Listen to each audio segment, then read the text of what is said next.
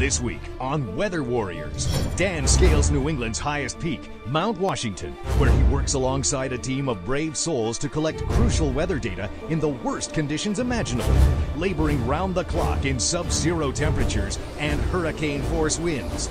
It's just another day at the office. Come on. Every week, I travel around the country meeting people who encounter extreme weather while doing their jobs. Through torrential rains, or blistering heat, freezing cold, or hurricane-force winds, these men and women don't complain. They just keep on working and doing what it takes to get the job done. This is Weather Warriors. Bring it.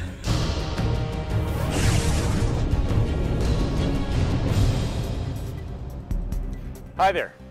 You probably noticed it says Home of the World's Worst Weather on the back of that vehicle behind me. And you're wondering, why would I go there? Because I'm Dan Julio and this is Weather Warriors, the show where we celebrate the people who live and work in this every single day. We're going to climb this mountain, Mount Washington, 6,288 feet. We're going to go up there and celebrate these people. We'd like you to come with us, but first, let's get some clothes on. Conditions on the summit can be deadly, with wind chills dipping to 50 below zero. Climbing ropes, ice axes, and steel spikes strapped to your boots are all strict gear requirements for visiting rookies like me.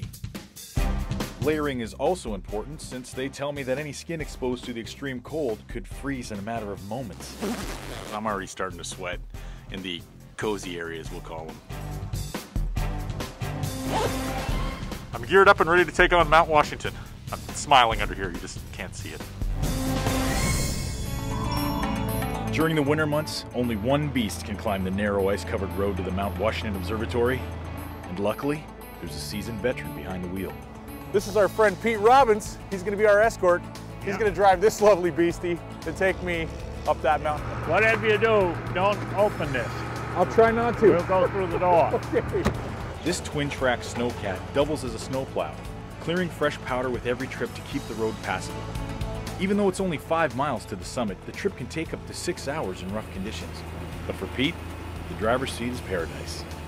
Why do you love this job, Pete? What's the big selling point for you? I just love it up here on the mountain, that's all. Yeah. You mind if I ask you how old you are? I'm going to be 75 here in July. 75. Yeah. Not going to quit until I have to. It takes a steady hand to guide this cat up the mountain. Our tracks are sometimes just inches from the edge, and beyond that, a whole lot of nothing. We had one fella go off the mountain right there. Oh yeah? Yeah. He went down 300 feet, so. Yeah, is he still driving? No, he retired. What a shock! He retired. Fell off a cliff and didn't want to do it anymore. We're finally near the top, but the legendary weather's turned bad. Almost as if the mountain's trying to keep us off the summit. The peak is smack dab in the middle of 3 major storm tracks, which makes the observatory the perfect place to gather information for the National Weather Service. 365 days a year, a rotating team of technicians and a temperamental cat named Marty call this place home. They work and live here for week-long stretches, observing and maintaining the weather sensors on this data collection tower. For them, a walk outside could mean temperatures cold enough to freeze a soap bubble in a few seconds. It could mean facing winds over 230 miles per hour, the highest wind speed ever recorded by a human being. This is the oldest weather station in America, and their job is to take care of it. And it's my job to try their job right alongside them. Well, sir. Okay. Thank you for getting me here safely. You're welcome. Don't get blown off the tower. I'll try not to get blown off. Have a safe trip. We're here at the Mount Washington Observatory, about to meet the Director of Operations, Mr. Ken Rancourt. Hey, glad to see you. I'm cold. You're cold. We're both cold. Let's go inside. All right, sounds good.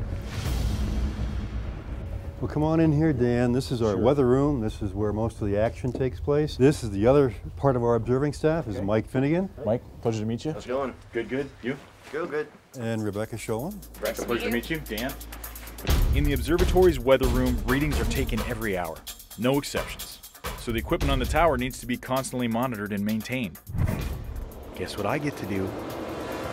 So you ready for this? I think so. Where are we going? We're going way high, where the wind is greatest. Going up. Is it colder than what we just came from? Oh, for sure. Not only is it colder, it's about 80% windier. So Windier. whenever you're up there, man, you just got to make sure you hold on. Okay. The thick layers of ice that build up on the equipment can really mess with the accuracy of the readings. And there's a 3-story drop from that equipment to the rocks below the tower. When you go up here, you gotta watch out. You gotta duck down real low because it's a small door, okay? Small spaces. When we get outside, you turn left and hold on. Okay, hold on. Hold on. To you or for your No, just something solid. Here we go. You gotta be kidding me, kid. All right, it's cold and it's windy. Well, Dan, you haven't seen anything yet. What you're gonna do is you're gonna follow me up here. Of course I am. You're gonna stay down low. Oh, that'll happen. And when you stand up, make sure you're holding on to something. Okay. On the way down, don't miss this step. Okay. Because you'll fall off the edge. Very important fact. Don't miss this step. Wow! This is wind like I've never felt before! When it hits the metal, knock the ice off. Okay! We are not wearing harnesses. And right now the wind speed is peaking at 90 miles per hour. That's just shy of a Category 2 hurricane. You don't understand! I can't even explain this wind! This is the highest point of the highest place in New England, and I'm banging on stuff with a crowbar. Nothing is holding me down but the icy grip of fear. Instruments are clear, safe. We're gonna hold on and go back down. You guys do this every hour on the hour. Whenever we're below freezing and in the fog. That was cold. So now I'm gonna drop you off with Mike. Mike's gonna show you how to really do an observation. Like that wasn't anything. That wasn't real. That was preparatory. Okay, that was easy, relatively. That was the easy part. Show me the hard stuff. There are no big digital thermometers to peek at through the window here. All observations are done outside by hand to make sure they're accurate. So we've got 2 thermometers in here. The top one measures the current temperature. So right now it's reading 21 degrees even. What would you guess the wind chill is right now? 15 below zero. 10 below is 15 below. 15 below zero. Well, there's no 3-story drop to worry about on this observation. And how often do you get to take a stroll through a hurricane? Oh yeah! Ever wonder what it's like to skydive without leaving the ground? That's what this feels like. Your beard's getting white, man! You're aging before my eyes! This is insane! Now I know why they require spikes on your boots. Here's why the job is so important. Mike takes the data we just collected and uploads it directly to the National Weather Service database, where it's used to help forecast the weather for the entire northeastern United States and Canada. Visibility and temp and dew point. Visibility, that's where you're right, can't see shit. After getting a taste of the life here, I want to sit down to learn a little bit more about what makes these people tick. One question, one word. Why? Rebecca, what motivated you to start doing this? Yeah, I mean, it's great with like how you work all day, but you still have that family element with the group that you're with. Right. And you get to spend time together, and you work for 8 days, and you have 6 days off. But I mean, you have a mountain as your background at the end of the day. Is there anything that would make you want to do something else? I absolutely love it up here, and I couldn't picture myself anywhere else.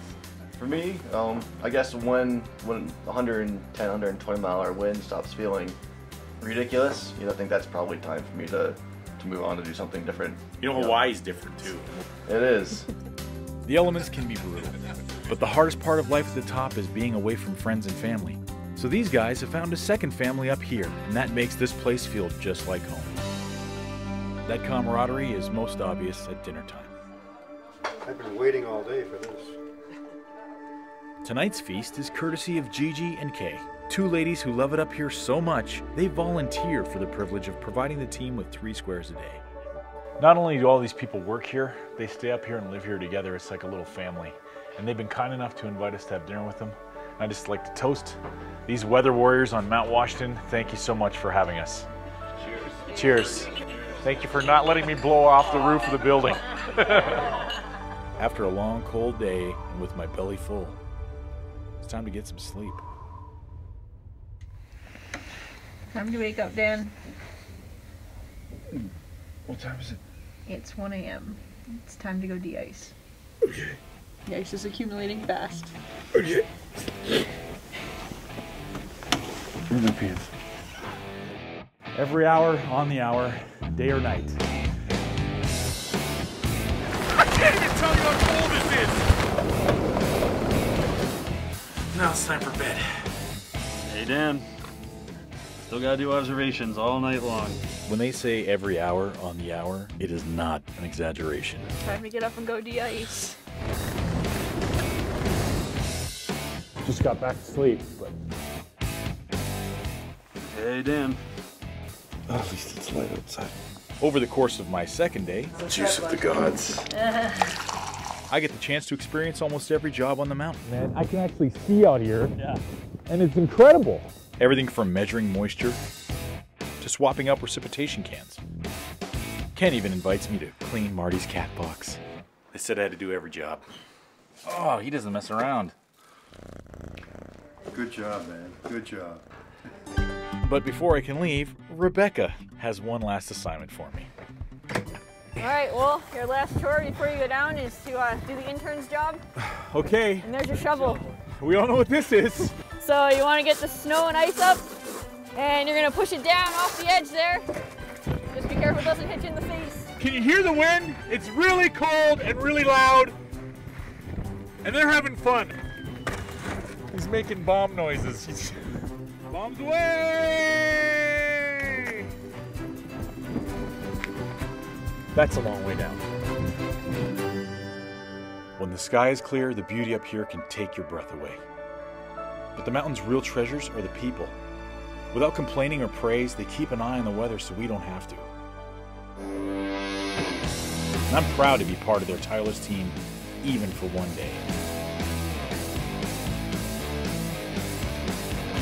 Well, we've learned a lot here up on the top of Mount Washington, home of the world's worst weather. But it's time to hand the shovel back to the experts. It's hard to say goodbye to new friends, but at the risk of sounding delicate, a hot bath sounds great right about now. Let's roll. It was only after my long trip back down to the bottom of the mountain that I'd realized I'd forgotten my wallet.